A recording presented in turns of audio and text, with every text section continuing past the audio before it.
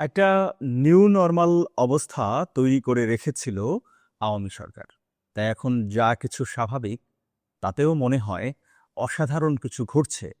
এই যেমন সাধারণ ট্রাফিকে তারেক রহমানের চলাচল, পায়ে হেঁটে পথ চলা, রাজকীয় চেয়ারে নয় সাধারণ চেয়ারে বসতে চাওয়া, সরল নিরাভরণ সাদা শার্টে মাটির মতন কোমল মানুষ, হুইসেল নেই, নেই নিরাপত্তার বাড়াবাড়ি, কেবল ভূমিপুত্রের আলতো স্পর্শে চলছে স্বদেশ।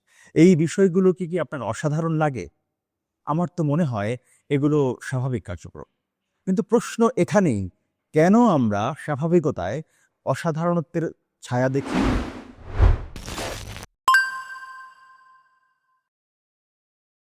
আজ দুটো ঘটনা ঘটেছে। প্রথমত, সচিবালয় থেকে পায়ে হেঁটে ওসমানী স্মৃতি মিলনায়তনে ২১শে পদক অনুষ্ঠানে যোগ দিয়েছেন প্রধানমন্ত্রী তারেক রহমান। একই অনুষ্ঠানে তার জন্য নির্ধারিত রাজকীয় চেয়ার বদলে সাধারণ চেয়ারে তিনি বসেছেন। ভিডিওগুলো চোখের সামনে বারবার ঘোরাফেরা করছে। এর আগেও অনেকে সামাজিক যোগাযোগ মাধ্যমে লিখেছে যে রাস্তায় হঠাৎ তারেক রহমানের সাথে তার দেখা হয়েছে এবং তিনি উচ্ছ্বসিত হয়েছেন। এই বিষয়টি পৃথিবীতে প্রথম ঘটল এমন নয়। বিশ্বের তাবড় তাবড় নেতাদের ক্ষেত্রেও এ ধরনের ঘটনা নিয়মিতই ঘটে। কিন্তু বাংলাদেশের বেলায় এগুলো কেন বড় উদাহরণ হয়ে যায়? মানুষের অভ্যস্ততার কারণে বোধহয়। এদেশের মানুষ বহুদিন স্বাভাবিক কিছু দেখেনি। দেখেছে একটি রুক্ষ কঠিন শাসন ব্যবস্থা, যেখানে সৃজনশীলতার চেয়ে কঠোর নিরাপত্তায় মোড়ানো প্রধানমন্ত্রী ছিল বড় বাস্তবতা। তাই আজকের দৃশ্য নতুন নতুন লাগে। তবে মানুষের ঘোর কাটা উচিত এবং বার্তাটি বুঝে নেওয়া উচিত। ক্ষমতার দম্ভ চূর্ণ হয়ে যাওয়া উচিত। মাটির স্পর্শে মাটির মতন কোমল হয়ে ওঠা উচিত। কারণ দেশের প্রধানমন্ত্রী যেন সেটি দেখাচ্ছেন। এবার আসি চেয়ার প্রসঙ্গে।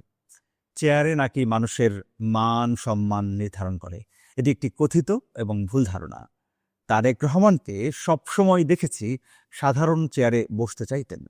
লন্ডনে তার জুম মিটিংয়ের চেয়ারের কথাও আমাদের মনে থাকার কথা। দেশে ফেরার পর প্রথম দিনই রাজকীয় চেয়ার সরিয়ে সাধারণের কাতারে নেমে এসেছিলেন।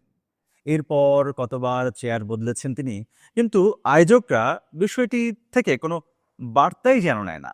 প্রতিবার একই কাজ করেন, আর তারেক রহমান চেয়ার সরিয়ে দেন। এরপর আসি তার সরল জীবনযাপন প্রসঙ্গে। সবসময় সাদা শার্ট, তার আশেপাশে অনেকেই থাকেন সুটেড বুটেড, আর তিনি একই পোশাকে স্বাভাবিক এবং সাবলীল। অর্থাৎ তিনি নিজের জন্য এই পোশাক আগেই নির্ধারণ করেছেন। এটিকে আমাদের স্বাভাবিক বিষয় হিসেবে দেখতে শুরু করতে হবে। আসলে যাপন হলো চিন্তার প্রকাশ। ভেতরের মানুষটা বাহিরে প্রকাশ পায় তার অন্তরের তাড়নায়। প্রধানমন্ত্রী হিসেবে তারেক রহমানের কার্যক্রমকেও তাই আমাদের সাধারণভাবেই দেখতে শুরু করতে হবে। তারেক রহমানের কাছে কথা বলতে পারা এবং প্রতিটি পদক্ষেপে তাকে কাছে পাওয়ার অনুভূতির উপরই নির্ভর করবে বিএনপি সরকারের সাফল্য এবং ব্যর্থতা। কারো অভিব্যক্তিতে মুগ্ধ হয়ে না থেকে আমাদের প্রত্যাহিক জীবন চর্চায় তার প্রভাব থাকুক। সবাই ভালো থাকুন, সুস্থ থাকুন, আর নিউজ হাবের সঙ্গে থাকুন।